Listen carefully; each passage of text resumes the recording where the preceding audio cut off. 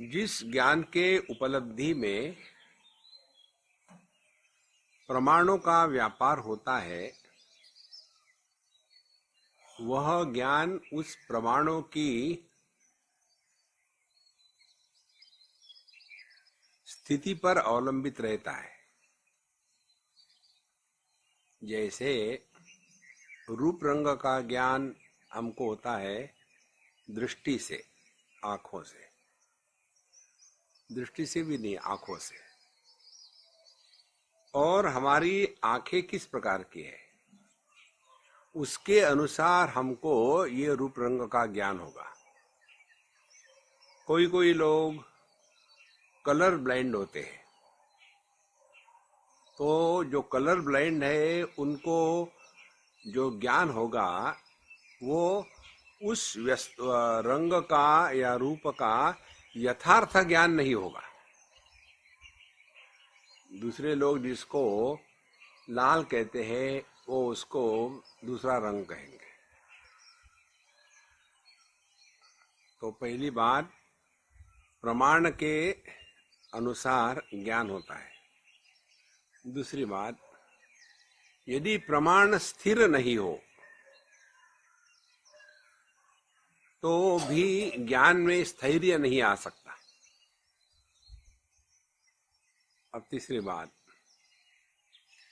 विषयों का ज्ञान तो हमको इंद्रियों से होता है, लेकिन इंद्रियों पर पर्दा आ गया तो जैसे आंखों में कैटरेक्ट डेवलप हो गया, तो रूप रंग ठीक है, दृष्टि में कोई दोष भी नहीं है, लेकिन आंखों में कैटरेक्ट आने के बाद और आंखों में माने दृष्टि में कोई दोष न होने के बाद भी बीच में कैटरेक्ट का पर्दा आ गया, इसीलिए ज्ञान हो रहा है लेकिन बड़ा अस्पष्ट हो रहा है।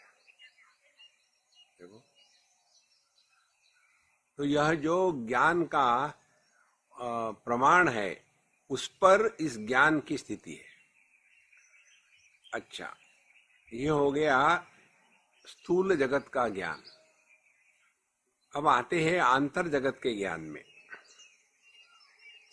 अंतर जगत का ज्ञान होता है मन के माध्यम से, और अंतर जगत में सुख दुख, लाभ हानि, अपना पराया, मान अपमान, आवश्यक अनावश्यक, ये सभी का सभी ज्ञान इंद्रियों के माध्यम से नहीं होता। ये ज्ञान होता है मन के माध्यम से। यदि हमारा मन एकदम डल है, क्योंकि बड़े मुश्किल से नींद से उठा के लाए हैं, तो फिर क्या करेंगे? यहां आकर के रिले रेस होता है ना, वैसे शुरू हो जाएंगे।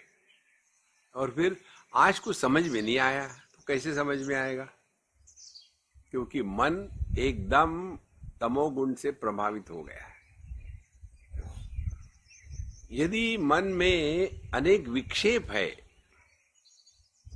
किसी भी कारण से, तो ये जो विक्षेपित मन है, जो जैसा है उसको वैसा नहीं स्वीकार कर सकते।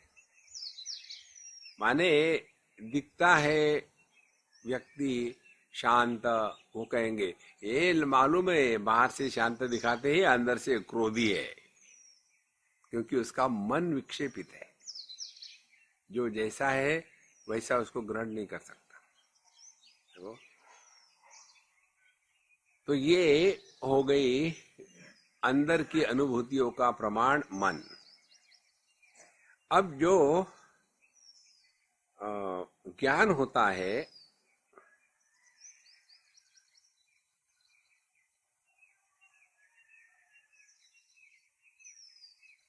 अतीन्द्रिय विषये वेदाः प्रमाणम।